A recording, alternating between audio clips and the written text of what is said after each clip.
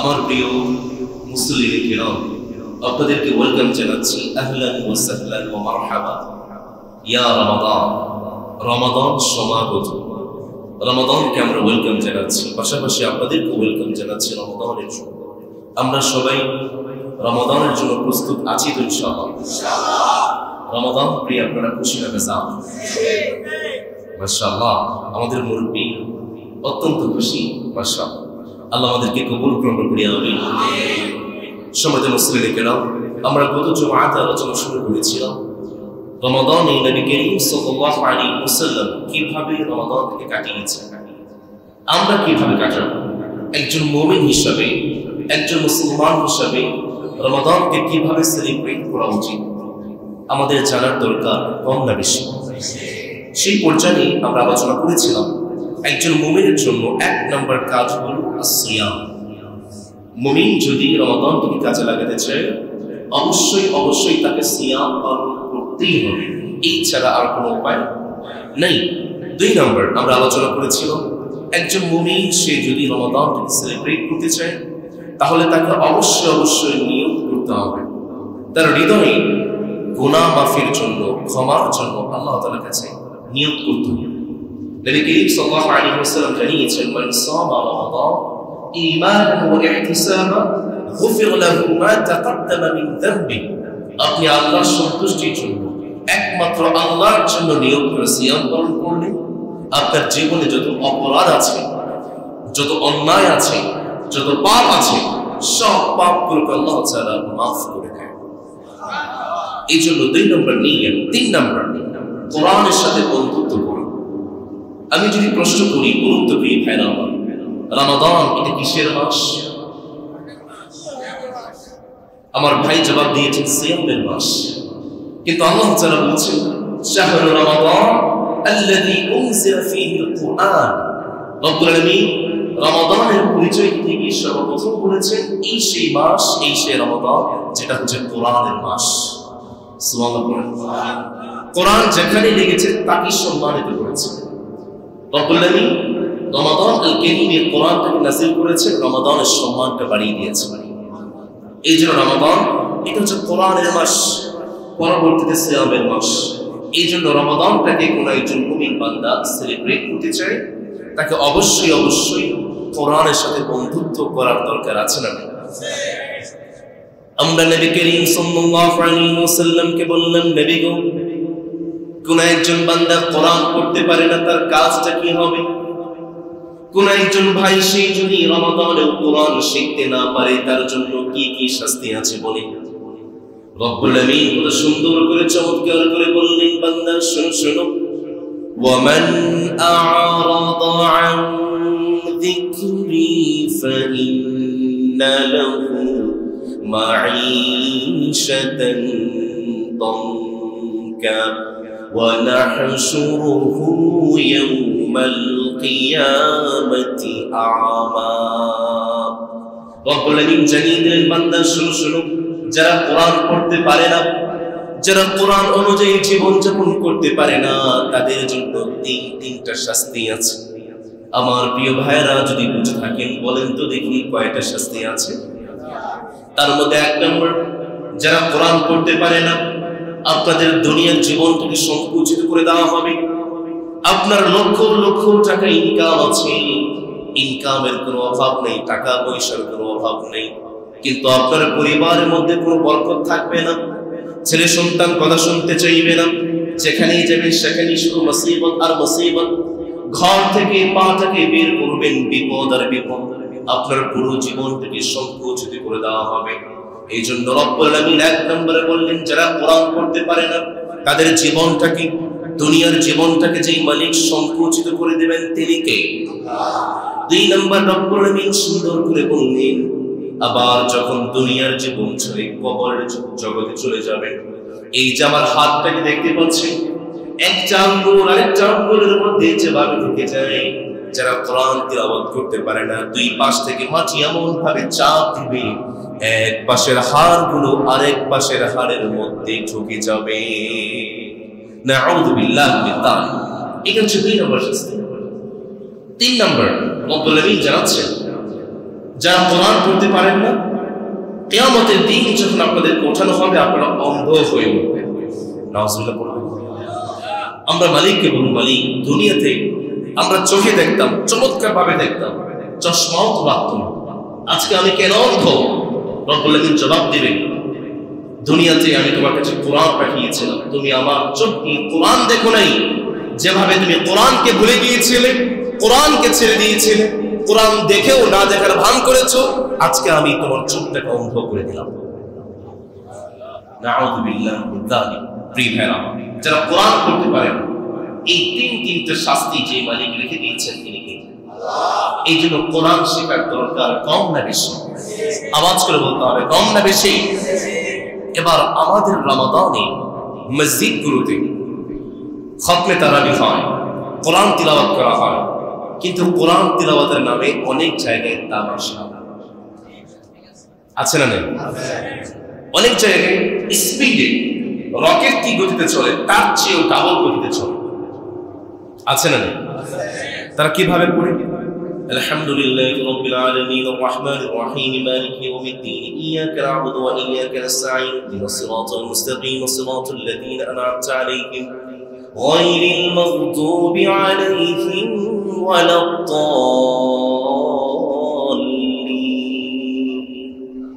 নাউযুবিল্লাহি মিন যালিক। কি করবে? এক নিঃশ্বাসে সূরা ফাতিহা পড়ে ফেলবে। আপনার মাখরাজ কোথায়? আপনার মত কোথায়? আপনার গুনাহ কোথায়? নাউযুবিল্লাহি মিন যালিক। প্রিয় ভাইরা, রমাদান একটাই মাস, একটা মাসের কোরআন পড়েন, পুরো বছরটা আল্লাহ তাআলা আপনাদের ব্যবসার জন্য রেখে দিয়েছেন, ইনকামের জন্য রেখে দিয়েছেন। রমাদানে না হয় একটু কম বেনিফিট করবেন, কম লাভবান হলেন, একটু সময়টা রবের কাছে দিলেন। রমাদানের এই সময়টাতেও যদি এসে আল্লাহর ইবাদতে কার্পণ্য করেন, এই জীবনটা নিয়ে কিভাবে আল্লাহর কাছে দাঁড়াবেন? সময়টা নিয়ে কিভাবে আল্লাহর কাছে দাঁড়াবেন? কি হিসাব দেবেন আল্লাহর কাছে? প্রিয় ভাইরা, রমাদানে কোরআন তিলাওয়াত করবেন, শুধু খতমের নিয়ত নয়। যেখানে জান্নাতের আয়াত আছে দাঁড়িয়ে যান, জান্নাতের জন্য রবের কাছে দোয়া করেন। যেখানে জাহান্নামের আয়াত আছে থেমে যান, জাহান্নাম থেকে পানা চান, দুফুটো চোখের পানি ফেলে মালিকের কাছে দোয়া করেন। যেখানে আল্লাহর গুণাবলীগুলো আছে থেমে যান, রবের দরবারে শুকরিয়া করেন। যেখানে মুমিনের গুণাবলীগুলো আছে থেমে যান, গুণাবলীগুলো নিজের মধ্যে অর্জন করেন। এইভাবে বুঝে বুঝে আস্তে আস্তে কোরআন তিলাওয়াত করেন। 14টা খতম দেওয়ার দরকার নেই, একটা খতম আপনার জীবনটাকে উজালা করে দেবে, ঠিক কিনা? এই জন্য প্রিয় ভাইরা, শুধু খতমের নিয়ত নয়, আমার অনেক মা বোনেরা আছে রমাদানে কে কয়টা খতম দিতে পারে প্রতিযোগিতা করে। অবশ্যই প্রতিযোগিতা হবে, কিন্তু সেটা যেন হয় অত্যন্ত তাজবীজের সাথে, মাখরাজের সাথে, কোরআনের সাথে, আল্লাহর সাথে তামাশা করার জন্য যেন না হয়। রাজি আছেন ইনশাআল্লাহ? এই জন্য প্রিয় ভাইরা, 3 নম্বর, একজন মুমিন বান্দা তার গুণাবলী হচ্ছে রমাদান থেকে সে যদি কাটাতে চায়, কোরআনের সাথে তাকে অবশ্যই বন্ধুত্ব করা দরকার আছে না নেই? 4 নম্বর, নবী করিম সাল্লাল্লাহু আলাইহি ওয়াসাল্লাম জানিয়েছেন আমাদেরকে দোয়া করতে হবে এক রবের কাছে, তিনি কে? 5 নম্বর, নবী করিম সাল্লাল্লাহু আলাইহি ওয়াসাল্লাম জানিয়েছেন তোমরা যারা রমাদানকে কাজে লাগাতে চাও, অবশ্যই অবশ্যই তোমাদেরকে কিয়ামুল লাইল করতে হবে, সালাতুত তারাবি আদায় করতে হবে। সুবহানাল্লাহ। এই জন্যই তো নবী করিম সাল্লাল্লাহু আলাইহি ওয়াসাল্লাম জানালেন আফদালুস সালাতি বাদাল ফরিদাতি কিয়ামুল লাইল, ফরজ সালাতের পরে সবচেয়ে শ্রেষ্ঠ সালাত, সবচেয়ে উত্তম সালাতের নাম হচ্ছে কিয়ামুল লাইল, সালাতুত তারাবি। আমরা নবী করিম সাল্লাল্লাহু আলাইহি ওয়াসাল্লামের জীবনে যদি তাকাই, নবী করিম সাল্লাল্লাহু আলাইহি ওয়াসাল্লাম পুরো জীবনে কখনো তিনি কিয়ামুল লাইল ছেড়ে দিতেন না, সালাতুত তারাবি ছেড়ে দিতেন না। নবীজি যখন প্রচন্ড অসুস্থ হয়ে যেতেন, তিনি বসে বসে কিয়ামুল লাইল করতেন, এরপরেও তিনি কখনো সালাতুত তারাবি ছেড়ে দেন নাই। সুবহানাল্লাহ। এজন্যই তো নবী করিম সাল্লাল্লাহু আলাইহি ওয়াসাল্লাম জানালেন লা তাদা কিয়ামুল লাইল, তোমরা যারা রমাদানটাকে আমি নবীর মতো করে উদযাপন করতে চাও, কিয়ামুল লাইল ছাড়া যাবে। অনেক ভাইরা আছেন রমাদান সামনে কিয়ামুল লাইল নিয়ে মারামারি করে, আমি পড়ি 8 রাকাত, তুমি পড়ো 12 রাকাত, তুমি পড়ো 20 রাকাত, বেটা তুমি 20 রাকাত পড়ো, তোমার নামাজ হয় না। আমি 8 রাকাত পড়ি, আমি বিশুদ্ধ, আমি সাহিহ। আবার যারা 20 রাকাত পড়ে, তুই 8 রাকাত পড়োস, তোর নামাজ হয় না, তুই বাতিল, আমি সাহিহ। এরকম মারামারি তো মুহুরি পাড়াতে নাই, আছে? মুহুরি পাড়াতে এই মারামারিগুলো আছে। মনে রাখবেন প্রিয় ভাইরা, কোয়ান্টিটি নয় বরং কোয়ালিটি, এটা হচ্ছে ইসলামের বিধান। কোয়ান্টিটি নয়, আপনি কত রাকাত পড়তে পারছেন, 40 রাকাত পড়ছেন, 50 রাকাত পড়ছেন, 80 রাকাত পড়ছেন, ডাজন্ট ম্যাটার। কোয়ালিটি কতটা সুন্দর করে পড়ছেন। এই জন্য যে কোনো কাজ করো না ভাই, যে কোনো কাজ করো তা যেন হয় সবার চেয়ে সবচেয়ে সুন্দর, ঠিক না? এই জন্য প্রিয় ভাইরা 2 রাকাত পড়বেন, সেটা যেন অত্যন্ত সুন্দর করে হয়, কোয়ালিটি মেইনটেইন করা হয়। কোয়ান্টিটি আমাদের দরকার নেই, কিন্তু আমরা চেষ্টা করবো 20 রাকাত পড়ার জন্য। যারা পারেন না তারা কম পড়েন, কিন্তু কোয়ালিটির মধ্যে আমরা কোনো বিঘ্নতা ঘটাতে চাই। প্রিয় ভাইরা, আমার একটা জিনিস ইনশিওর করবেন, কোনো মারামারি নয়। আপনি কিয়ামুল লাইল করছেন কিনা, আপনি 2 রাকাত হলেও পড়েন, 4 রাকাত হলেও পড়েন, পারলে 20 রাকাত পড়েন, পারলে আরো বেশি পড়েন। এইটুকু নিশ্চিত করবেন আপনি কিয়ামুল লাইল করছেন কিনা। আপনার পুরো জীবনটাকে যে মালিক বরকত দিয়ে পরিপূর্ণ করবেন তিনি কে? আল্লাহ। 6 নম্বর, নবী করিম সাল্লাল্লাহু আলাইহি ওয়াসাল্লাম জানাচ্ছেন কিয়ামুল লাইল সালাতুত তারাবি। বর্তমান মেডিকেল সায়েন্স কি বলছে সালাতুত তারাবি সম্পর্কে? বর্তমান মেডিকেল সায়েন্স বলছে আমরা যখন সারাদিন না খেয়ে থাকি, সন্ধ্যাবেলা যখন ইফতার করি, ইফতার করার পরে আমাদের যে খাবারগুলো আমরা গ্রহণ করি, সেই খাবারগুলো বিভিন্ন জয়েন্টে কি আটকে যায়, হিট লেগে যায়। এই জন্য মেডিকেল সায়েন্স বলছে আপনি যদি সুস্থ থাকতে চান, ইফতার করার পরে আপনাকে হাঁটা চলা করতে হবে। আর হাঁটা চলার বিকল্প হিসাবেই মালিক আমাদেরকে দিয়েছেন কিয়ামুল লাইল। বর্তমান মেডিকেল সায়েন্স জানাচ্ছে একজন বান্দা সে যদি কিয়ামুল লাইল না করে, ইফতারের পরে সালাতুত তারাবি আদায় না করে, তার জন্য বড় বড় 8টি রোগ অপেক্ষা করছে। বলুন তো দেখি প্রিয় ভাইরা, কেউ যদি ইফতারের পরে সালাতুত তারাবি আদায় না করে, তার জন্য কয়টা রোগ? 1 নম্বর, তার হার্টের সমস্যা হবে। 2 নম্বর, তার হাইপারটেনশন হবে, উচ্চ রক্তচাপ বেড়ে যাবে। 3 নম্বর, তার পেটটা গরম হয়ে যাবে, পেটের মধ্যে সমস্যা দেখা দিবে। 3 নম্বর, তার মাথা ঘোরাবে। 4 নম্বর, 5 নম্বর, তার দাঁতের যে মাড়িগুলো আছে, মাড়ির মধ্যে বিভিন্ন অসুস্থতা দেখা দিবে। 6 নম্বর, তার সর্দি, কাশি, কফ ইত্যাদি দেখা দেবে। 7 নম্বর, তার দেহটা ক্লান্ত হয়ে যাবে। 8 নম্বর, তার আমাশয় হবে। বর্তমান মেডিকেল সায়েন্স বলছে আপনি সুস্থ থাকতে চান, কিয়ামুল লাইল করতে হবে, সালাতুত তারাবি আদায় করতেই হবে। সালাতুত তারাবি আদায় করবেন না, এই 8টি ভয়ঙ্কর রোগ আপনার জন্য অপেক্ষা করছে। বর্তমান মেডিকেল সায়েন্স জানাচ্ছে সালাতুত তারাবি আদায় করার মাধ্যমে মানুষের যৌন রোগের আরোগ্য হয়ে যায়, মানুষের শারীরিক দুর্বলতা দূর হয়ে যায়, মানুষের উরু, পায়ের মাসল ইত্যাদি মজবুত হয়ে যায়, পাকস্থলীর রোগ ভালো হয়ে যায়, তার হৃদয় ভিতর রোগ, হার্টের রোগ ভালো হয়ে যায়। এই জন্য প্রিয় ভাইরা, রমাদানে যা কিছু করেন আর না করেন, কিয়ামুল লাইল সালাতুত তারাবি আমরা ছাড়বো। নবী করিম সাল্লাল্লাহু আলাইহি ওয়াসাল্লাম, আচ্ছা প্রিয় ভাইরা, নবী করিম সাল্লাল্লাহু আলাইহি ওয়াসাল্লাম 6 নম্বরে জানিয়েছেন কেউ যদি কিয়ামুল লাইলের পরে রমাদান থেকে সুন্দর করে সেলিব্রেট করতে চায়, নবী করিম সাল্লাল্লাহু আলাইহি ওয়াসাল্লামের মতো করে উদযাপন করতে চায়, 6 নম্বর, সব সময় একজন রবের জিকির করব। আওয়াজ করে বলেন তো তিনি কে? আল্লাহ।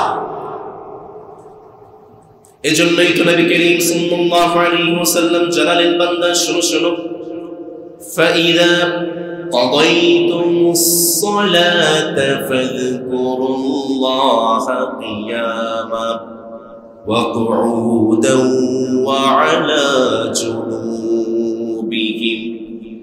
নবী করিম সাল্লাল্লাহু আলাইহি ওয়াসাল্লাম জানালেন, বান্দা শোনো শোনো, তোমরা যে অবস্থায় থাকো না কেন, দাঁড়িয়ে আছো জিকির করবে কার? আল্লাহ। শুয়ে আছো জিকির করবে কার? আল্লাহ। বসে আছেন জিকির করবেন কার? আল্লাহ। আমরা নবী করিম সাল্লাল্লাহু আলাইহি ওয়াসাল্লামকে বললাম, নবী গো, রমাদানে জিকির করতে চাই, বেশি বেশি করে তাসবিহ করতে চাই, কি জিকির করতে পারি, কি তাসবিহ পড়তে পারি শিখিয়ে দেন। নবী করিম সাল্লাল্লাহু আলাইহি ওয়াসাল্লাম 1 নম্বরে শিখিয়ে দিয়েছেন, যারা রমাদানে জিকির করতে চান, তাসবিহ পড়তে চান, 1 নম্বর আল্লাহর হাবিব সাল্লাল্লাহু আলাইহি ওয়াসাল্লাম শেখালেন,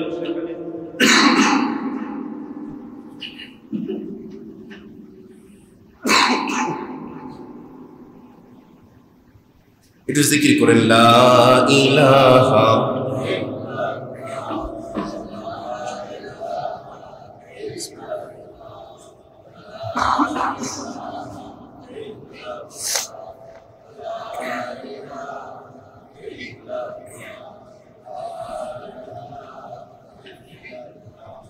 لا إله إلا الله محمد رسول الله صلى الله আমরা নবী করিম সাল্লাল্লাহু আলাইহি ওয়াসাল্লামকে বললাম নবী গো রমাদানে জিকির করতে চাই বেশি বেশি করে তাসবিহ পড়তে চাই কি জিকির করতে পারি শিখিয়ে দেন নবীজি এক নম্বরে জিকির শিখিয়ে দিয়েছেন যারা পারেন আওয়াজ করে পড়বেন নবী করিম সাল্লাল্লাহু আলাইহি ওয়াসাল্লাম শেখালেন পড়ো লা ইলাহা ইল্লাল্লাহু ওয়াহদাহু লা শারীকা লাহু লাহুল মুলকু ওয়া লাহুল হামদু ওয়া হুয়া আলা কুল্লি শাইইন কাদির আবার নবী করিম সাল্লাল্লাহু আলাইহি ওয়াসাল্লাম শেখালেন সন্ধ্যাবেলায় পড়বেন أمسينا وأمسى الملك لله والحمد لله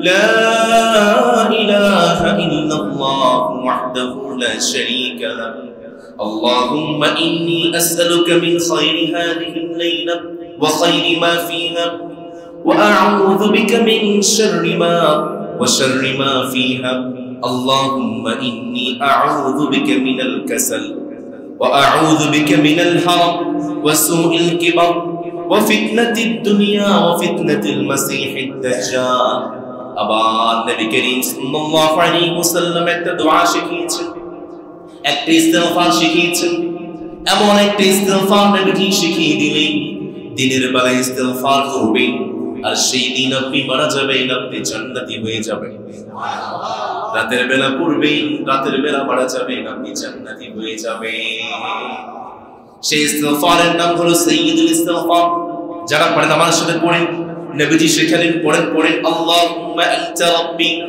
লা ইলাহা ইল্লা আনতা খালাকতানি ওয়া আনা আবদুকা ওয়া আনা আলা আহদিকা ওয়া ওয়া'দিকা মাস্তাতা'তু আ'উযু বিকা মিন শাররি মা সানা'তু আবু'ু লাকা বিনি'মাতিকা আলাইয়া ওয়া আবু'ু লাকা বিদhanbi فاغفر لي فإنه لا يغفر الذنوب إلا أنت الله أكبر রাতের বেলা পড়লেন সেই রাতে আপনি মারা গেলেন জান্নাতে দিনের বেলা পড়লেন সেই দিন আপনি মারা গিয়েছেন আপনি জান্নাতে সুবহানাল্লাহ পড়বেন না আবার নবী করিম সাল্লাল্লাহু আলাইহি ওয়াসাল্লাম শেখালেন যখন সকাল হবে ফজরের সালাত পড়ে ফেলেছেন আপনি দোয়া করবেন জিকির করবেন নবীজি দোয়া শিখিয়েছেন আল্লাহুম্মা বিকা আসবাহনা ওয়া বিকা আমসাইনা وبك نحيا وبك نموت وإليك النشور আবার যখন ইফতার করে ফেলেছেন ইফতার করার পরেও দোয়া করবেন আল্লাহুম্মা বিকা আমসাইনা ওয়া বিকা আসবাহনা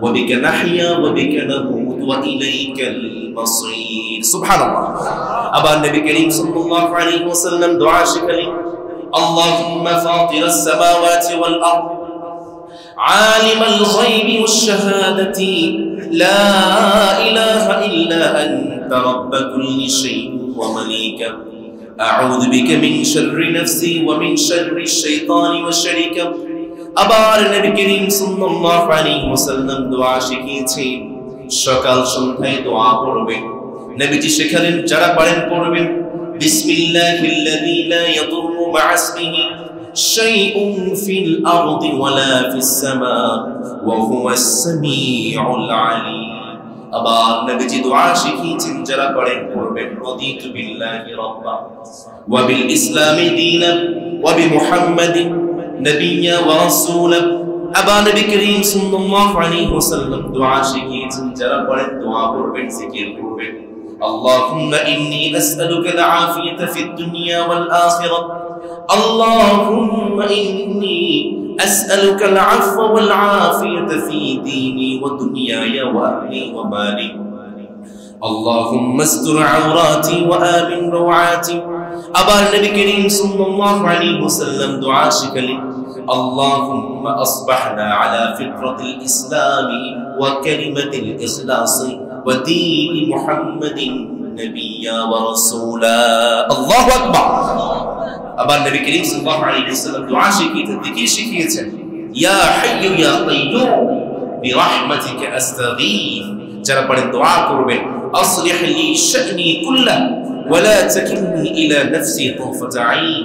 আবার নবীজি দোয়া শিখিয়েছেন হাসবিয়াল্লাহ লা ইলাহা ইল্লা হু আলাইহি তাওয়াক্কালতু ওয়া হুয়া রাব্বুল আরশিল আযীম। প্রিয় ভাইরা আমার, এই জিকিরগুলোর মাধ্যমে এই দোয়াগুলো বেশি বেশি করে রমাদানে পড়া দরকার আছে না নেই? অনেকেই প্রশ্ন, হুজুর আমরা তো দোয়াগুলো পারি না, আছে না নেই? এই যে রেকর্ড হচ্ছে, বাসায় গিয়ে রেকর্ড শুনে শুনে নোট করবেন, যারা পারেন তার থেকে শিখবেন।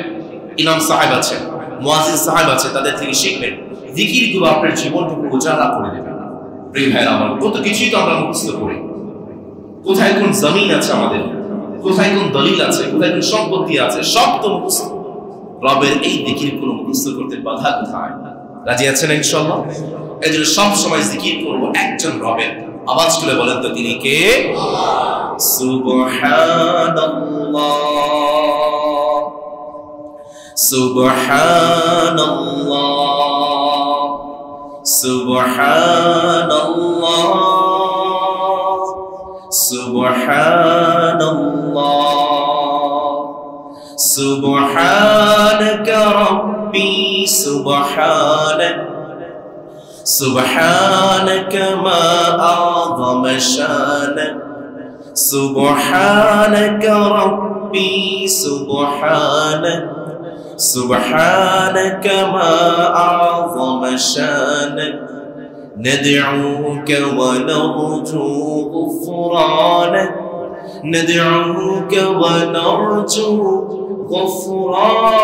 غفرانك ربي.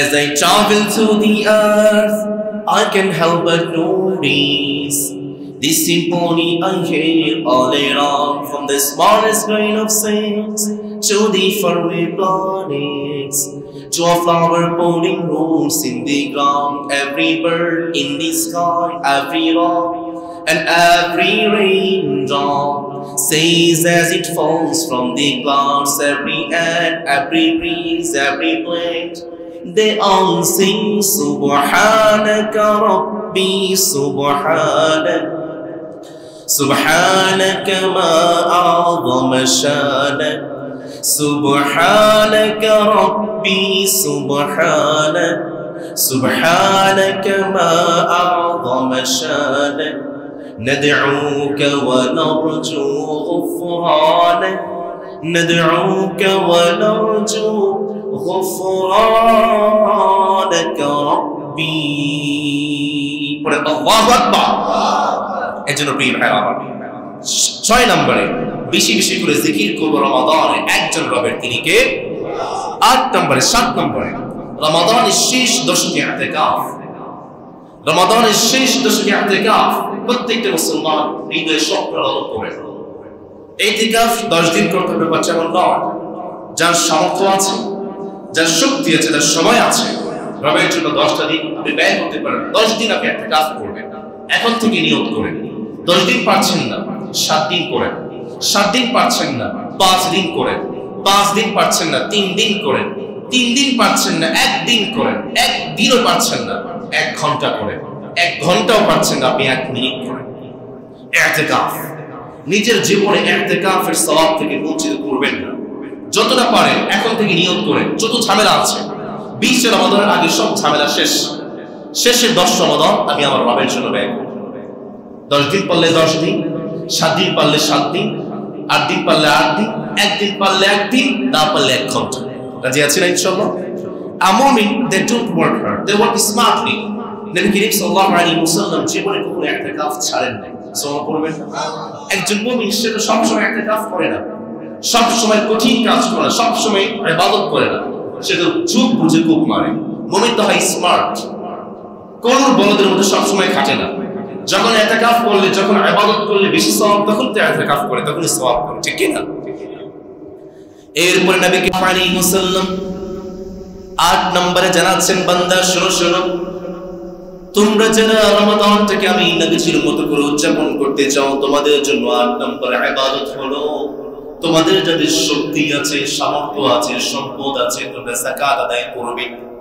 নবী করিম সাল্লাল্লাহু আলাইহি ওয়াসাল্লাম জানালেন যাকাতের মাধ্যমে সমাজটাকে গঠন করো। নবী করিম সাল্লাল্লাহু আলাইহি ওয়াসাল্লাম পরবর্তী সাহাবায়ে কেরাম খোলাফায়ে রাশিদিন যাকাতের মাধ্যমে এমন একটা সমাজ গঠন করেছিলেন, সেই সমাজে যাকাত দেওয়ার মতো মানুষ ছিল, কিন্তু যাকাত নেওয়ার মতো কোনো মানুষ খুঁজে পাওয়া যায় নাই।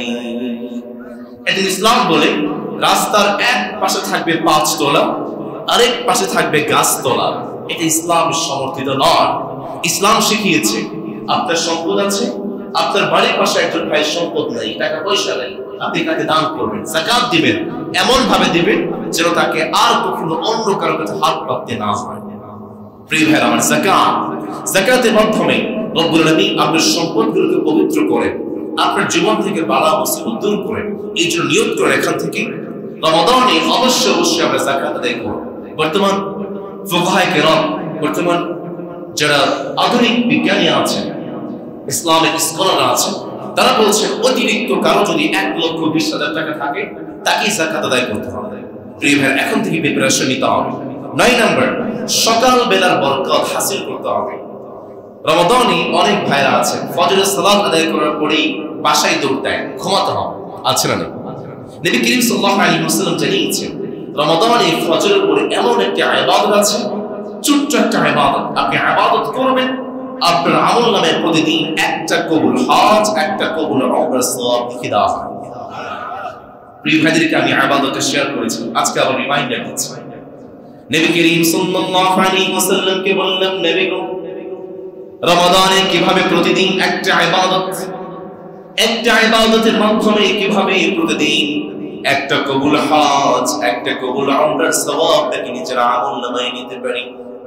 নবী করিম সাল্লাল্লাহু আলাইহি ওয়াসাল্লাম জানালেন, যখন তোমরা ফজরের সালাত আদায় করে ফেলবে, ফজরের সালাত আদায় করার পরে যেখানেই আদায় করেছেন সেখানেই বসে যাবেন, সূর্য ওঠা পর্যন্ত বসে থাকবেন। যখন সূর্য ওঠে তার পরবর্তীতে 2 রাকাত সালাত আপনি আদায় করবেন।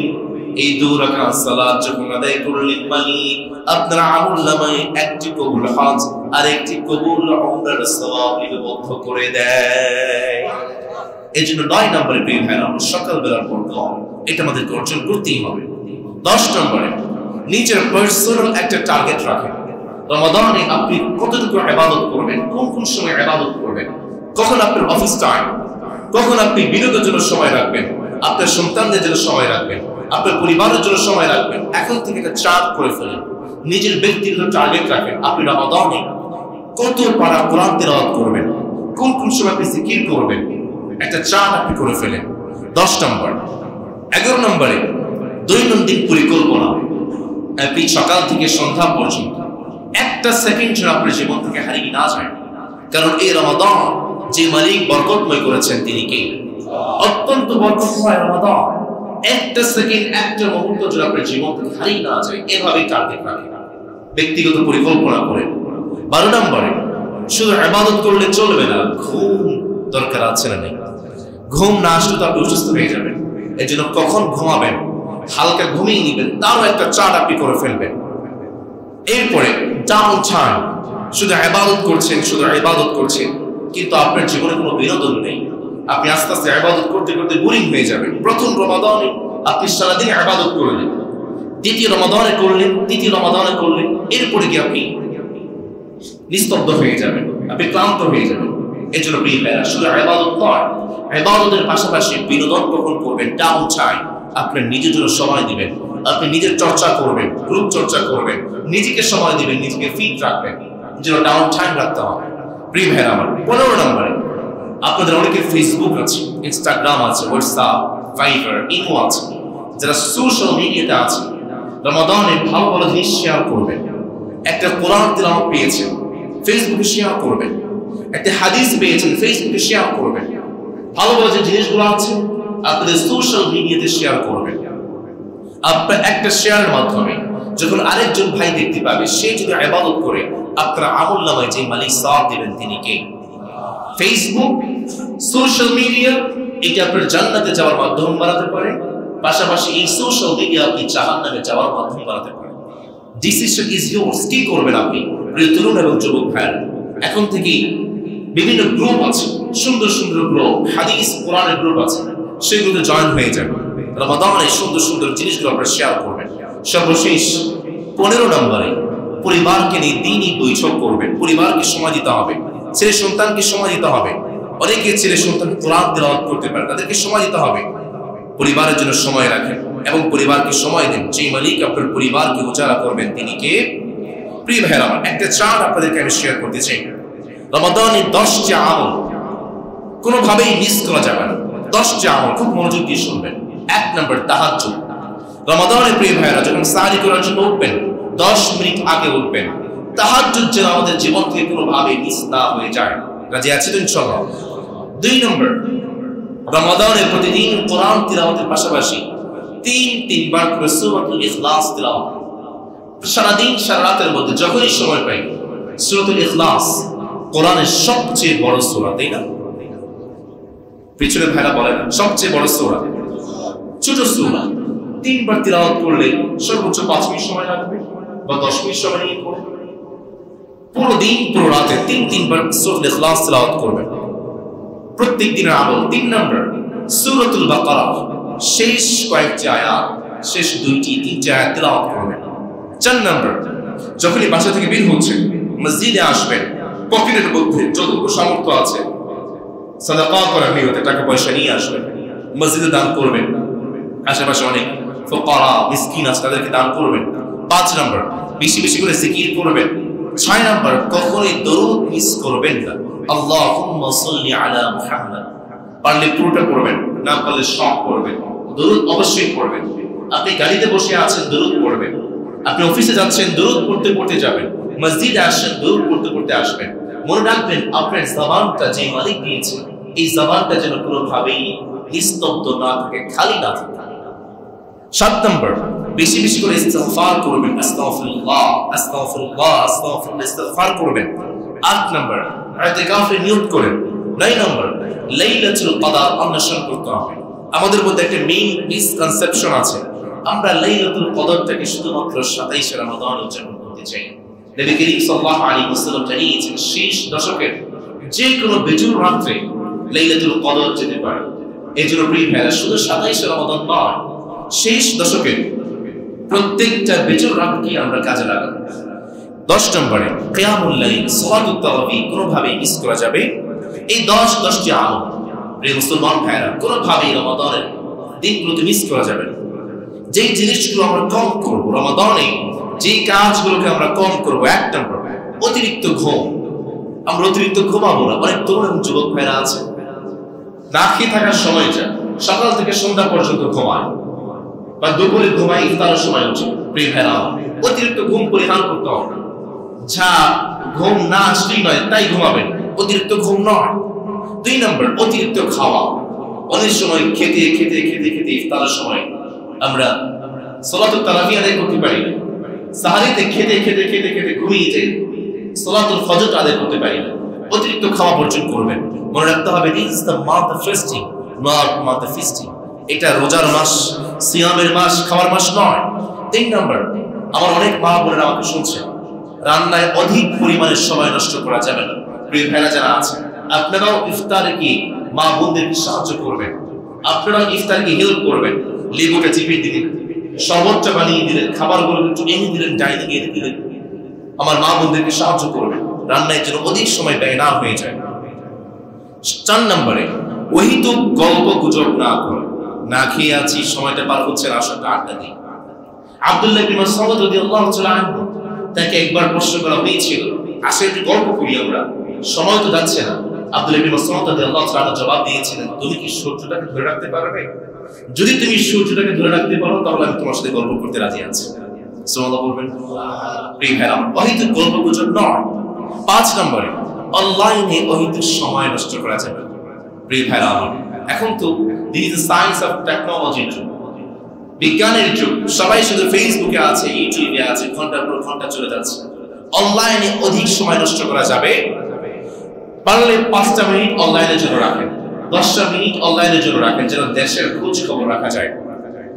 6 নম্বর, রমাদানের পরে তো আছে ঈদ। অনেকেই শপিং এর জন্য ব্যস্ত হয়ে যায়, মার্কেটিং এর জন্য ব্যস্ত হয়ে যায়। প্রিয় ভাইরা আমার, রমাদানের আগে সব ব্যস্ততা শেষ, রমাদানে কোনো শপিং কোনো ব্যস্ততার জন্য সময় রাখা যাবে। 7 নম্বরে অস্বাস্থ্যকর খাবার খাওয়া যাবে। অনেকে পেঁয়াজু খায়, তেলে ভাজা পেঁয়াজু, বাসি পেঁয়াজু, বিভিন্ন দোকান থেকে বিভিন্ন জিনিস আজে বাজে অস্বাস্থ্যকর খাবার খায়। এই খাবারগুলো রমাদানে খাওয়া যাবে। যে কাজগুলো আমরা করবই না তার মধ্যে 1 নম্বর চোখের গুনাহ। প্রিয় ভাইরা আমার, চোখের গুনাহ এমন একটা গুনাহ, আপনি যখন সিজদাতে চলে যাচ্ছেন, সিজদাতে গেলেও সেই চোখের গুনাহটা আপনার চোখের সামনে ভেসে উঠবে। এজন্য 1 নম্বর কখনোই চোখের গুনাহ করা যাবে, সবসময় চোখটাকে নিচের দিকে রাখবেন। 2 নম্বর মুখের গুনাহ, মুখের গুনাহ করা যাবে না। গীবত, অন্য ভাইয়ের বিরুদ্ধে কথা বলা, গালিগালাজ করা, অহেতুক কথাবার্তা বলা, এগুলো করা যাবে। 3 নম্বর গান শোনা। অনেকে আছে গান শোনে, ঈদ উপলক্ষে অনেক নতুন নতুন গান আসবে, আছে না নেই? অনেকে গান শোনে, নাটক সিনেমা দেখে। সাবধান প্রিয় ভাইরা, গানের গুনাহ, কখনো গান শোনা যাবে না। 4 নম্বর হারাম অর্থ নেওয়া যাবে না। রমাদানে কখনোই হারাম ইনকাম করা যাবে না। 5 নম্বর হারাম খাদ্য খাওয়া যাবে না। 6 নম্বর নামাজ কখনোই কাজা করা যাবে না। 7 নম্বরে কখনোই সিয়াম ভাঙা যাবে না, রোজা কখনোই ভাঙা যাবে না। যারা অসুস্থ আছে তাদের ব্যতিক্রম কথা। 8 নম্বরে কখনোই কাউকে কথার মাধ্যমে, ব্যবহারের মাধ্যমে কোনোভাবে কষ্ট দেওয়া যাবে। এই 8টি কাজ আমরা কোনোভাবে রমাদানে করব। আল্লাহ যেন আমাদেরকে এই কাজগুলো করার তৌফিক দেয়, আমরা বলি আমিন। সম্মানিত প্রিয় ভাই, আমার একজন ভাই তিনি প্রশ্ন করেছেন, রমাদানে সালাতুত তারাবি কয় রাকাত? 8 রাকাত নাকি 20 রাকাত? এই সহজ অ্যানসার হলো রমাদানে সালাতুত তারাবি আমরা আদায় করব 20 রাকাত। সাহাবায়ে কেরাম থেকে শুরু করে তাবিঈন, তাবিঈন, যারা বড় বড় ইসলামিক স্কলাররা আছেন, তারা সবাই ঐকমত্য পোষণ করেছেন 20 রাকাত। তবে অন্যান্য মাযহাব অনুযায়ী, অন্যান্য মাযহাবের কিছু কিছু তারতম্য আছে, 8 রাকাত, 11 রাকাত আছে। প্রিয় ভাইরা আমার, এখন প্রশ্ন আসতে পারে মাযহাবের ভিন্নতা কেন? ইমাম আবু হানিফা রাহিমাহুল্লাহ এক কথা বলেছেন, ইমাম শাফিঈ রাহিমাহুল্লাহ এক কথা বলেছেন, আহমদ ইবনে হাম্বল এক কথা বলেছেন, আরেকজন ইমাম মালিক তিনি আরেক কথা বলেছেন। মাযহাবের ভিন্নতা কেন? প্রশ্ন আছে না? সবাই তো কোরআন এবং হাদিস থেকে কথা বলেছেন, তাহলে এক একজনের ইমামের ভিন্নতা কেন? খুব মনোযোগ দিয়ে শুনেন। সমাজে এটা নিয়ে অনেক ফিতনা হয়, ফাসাদ হয়। একটা প্রশ্ন করছি, বাংলাদেশে 1970 সালের যে অবস্থা ছিল, 2025 সালে তো একই অবস্থা আছে। রাস্তাঘাট পরিবর্তন হয়েছে, ইন্টারনেট এসেছে, মোবাইল ফোন এসেছে, স্মার্টফোন এসেছে। তাহলে সময়ের সাথে সাথে যুগের পরিবর্তন আছে না নেই? কথা বলতে হবে, আছে না নেই? ইমাম আবু হানিফা রাহিমাহুল্লাহ তিনি যখন জন্মগ্রহণ করেছেন 80 হিজরিতে, ইমাম শাফিঈ রাহিমাহুল্লাহ তিনি জন্মগ্রহণ করেছেন 150 হিজরিতে। তাহলে 80 হিজরি কোথায়, 150 হিজরি কোথায়? সময়ের একটা পার্থক্য আছে না নেই? প্রত্যেকটা ইমামের বৈশিষ্ট্য ছিল তিনি তার যুগের চাহিদা অনুযায়ী কোরআন এবং হাদিস থেকে ব্যাখ্যা দিয়েছেন, মানুষের সমাধান দিয়েছেন। তাহলে ইমাম আবু হানিফা রাহিমাহুল্লাহ 100 হিজরিতে, 80 হিজরিতে যে যুগ ছিল সেই যুগ অনুযায়ী কোরআন এবং হাদিস থেকে মাসআলা দিয়েছেন। ইমাম শাফিঈ রাহিমাহুল্লাহ 150 হিজরিতে এসে 60, 70, 80 হিজরিতে তার সময় অনুযায়ী কোরআন এবং হাদিস থেকে ব্যাখ্যা দিয়েছেন। তাহলে যেভাবে যুগের পরিবর্তন হয়েছে ঠিক একইভাবে মাসআলার পরিবর্তন হয়েছে, ঠিক কি না? এজন্য কোরআন এবং হাদিস এক, যুগের পরিবর্তনের কারণে ইমামরা, যারা ইসলামিক স্কলাররা আছেন, তারা বিভিন্ন ফতোয়া দিয়েছেন। প্রিয় ভাইরা আমার, এজন্য মাযহাব মানে ফরজ, মাযহাব মানে ওয়াজিব, একটা প্রশ্ন আসে, কি এটা মাযহাব কি মানতেই হবে? আপনি যদি কোরআন এবং হাদিস থেকে ইসলামিক প্রশ্নগুলো, মাসআলাগুলো ইস্তেমবাদ করতে পারেন, বের করতে পারেন, নো নিড, আপনার মাযহাব মানার কোনো দরকার নেই। আপনি নিজে একটা মুস্তাহিদ, আপনি নিজে ইসলামিক স্কলার, আপনি কোরআন এবং হাদিস থেকে ইসলামিক মাসআলাগুলো বের করবেন। আপনি কেন মাযহাব মানতে যাবেন? আমরা যারা মূর্খ আছি, আমরা যারা জানি না, আমরা যারা কোরআন এবং হাদিস পরিপূর্ণ বুঝি না, আমরাই তো মাযহাব মানতে হবে। মাযহাব মানে কি? পূর্ববর্তী উলামায়ে কেরাম যে তথ্যগুলো আমাদেরকে দিয়েছেন সেগুলো অ্যানালাইসিস করে কোরআন এবং হাদিস থেকে আমরা বিভিন্ন বিধিবিধান মানি, এর নাম তো মাযহাব। মাযহাব মানে অন্ধ অনুসরণ নয়। ইমাম আবু হানিফা রাহিমাহুল্লাহ তিনি বলেছেন, যদি কখনো আমার কথার বিরুদ্ধে একটা হাদিস পাও, একটা কোরআন পাও, আমার কথাকে তোমরা দেয়ালের মধ্যে নিক্ষেপ করে দাও, আমার কথা মানার কোনো দরকার নেই। মাযহাবে কেন আমরা বাড়াবাড়ি করি? প্রিয় ভাইরা আমার, কোথা থেকে কোথায় চলে আসলাম? সালাতুত তারাবি 20 রাকাত আদায় করুন। কেউ পারছেন না 10 রাকাত পড়েন, কেউ পারছেন না 8 রাকাত পড়েন, কিন্তু মনে রাখবেন আপনার প্রত্যেকটা কার্যবিধি কিন্তু রব হিসাব করে রাখছে। আপনি কি মনের ইচ্ছা অনুযায়ী, মনের খাহিশ অনুযায়ী 8 রাকাত পড়ছেন, সামর্থ্য আছে, শক্তি আছে, এরপর 12 রাকাত পড়ছেন, আপনাকে কিন্তু আপনার রবের কাছে হিসাব দিতে হবে। যারা অসুস্থ আছে আপনারা না হয় 4 পেলে 8 রাকাত বললেন, 12 রাকাত বললেন, কিন্তু আমরা শক্তি সামর্থ্য আছে, আমরা 20 রাকাতই আদায় করব ইনশাআল্লাহ। অনেকে আছে দেখা যায় 10 রাকাত পরে পিছন থেকে নাই হয়ে যায়, আছে না নাই? মনে রাখবেন প্রিয় ভাইরা, হিসাব কিন্তু আল্লাহর কাছে আছে। একটা দিন আল্লাহর জন্য হিসাব ব্যয় করতে পারছেন না, সময় ব্যয় করতে পারছেন না, এই সময়টা নিয়ে কিভাবে আল্লাহর কাছে দাঁড়াবেন? আল্লাহ যেন আমাদেরকে পরিপূর্ণ রমাদানের সওয়াবগুলোকে কাজে লাগিয়ে, রমাদানের কর্মসূচিগুলোকে কাজে লাগিয়ে আমাদেরকে ইবাদত করার তৌফিক দান করি, আমিন। সম্মানিত প্রিয় ভাইরা, একটা ঘোষণা আছে, সেটা হলো রমাদান মাস কোরআন। রমাদান হলো কোরআনের মাস, রমাদান মাস কোরআন। সুতরাং একজন ভাই যদি রমাদানে কোরআন পড়তে না পারে, তার চেয়ে বড় দুর্ভাগ্য, তার চেয়ে বড় কপাল পোড়া আমার মনে হয় আসমানের নিচে জমিনের উপরে আর কেউ নেই, ঠিক কিনা? অনেক ভাইরা আছেন কোরআন পড়তে পারেন না। আমাদের এই সমাজে মসজিদ কমিটি যারা আছে তারা চমৎকার একটি উদ্যোগ নিয়েছে, ডলফিন ক্লাবের নাম শুনেছে। ডলফিন ক্লাব চমৎকার একটি উদ্যোগ নিয়েছে এবং তারা অত্যন্ত কষ্ট করেছে। রমাদানে মাত্র 24টা দিন, আওয়াজ করে বলুন তো কয়দিন? সবাই বলতে হবে কয়দিন? 24 দিন। দিনে মাত্র আধা ঘন্টা 30 মিনিট সময় আপনারা মসজিদে আসবেন, জোহরের সালাতের পরে মসজিদে এসে মাত্র 30টা মিনিট 24টা দিন আপনি সময় ব্যয় করবেন। আপনি শুধুমাত্র 24টা দিন আধা ঘন্টা করে সময় মসজিদে দিবেন, আপনাকে কোরআন শিখিয়ে দেওয়ার দায়িত্ব আমাদের। এটা আমরা দায়িত্ব নিচ্ছি। আপনার দায়িত্ব রমাদানে 1 রমাদান থেকে পহেলা রমাদান থেকে 24 রমাদান পর্যন্ত 24 দিন আধা ঘন্টা করে সময় মসজিদে আসবেন জোহরের সালাতের পরে, আপনাকে কোরআন শিখিয়ে দেওয়ার দায়িত্ব আমাদের। এর চেয়ে বড় সৌভাগ্য মনে হয় বাংলাদেশ অন্য কোনো মসজিদ কমিটি করেছে কিনা, অন্য কোনো জায়গায় এই আয়োজনটা আছে কিনা আমার জানা নেই। প্রিয় ভাইরা আমার, পারবো তো ইনশাআল্লাহ।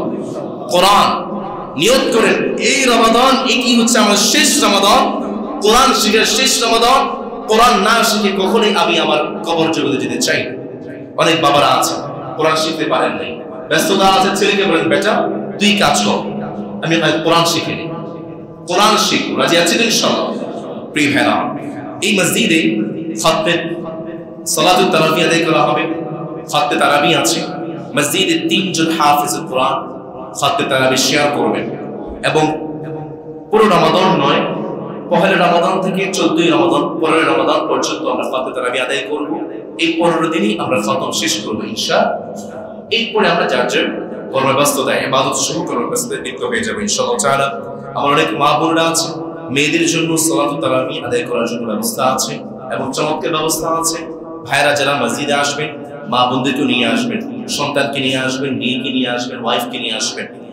এরপরে প্রিয় ভাইরা আমার, আমাদের মাদ্রাসাতে হাজী আবুল কালাম সাহেব 30 জন ছাত্রের জন্য খাবার দিয়েছেন। আল্লাহ তাআলা তার খাবার এবং রুটি রুজির মধ্যে বরকত দিন, আমরা করি আমিন।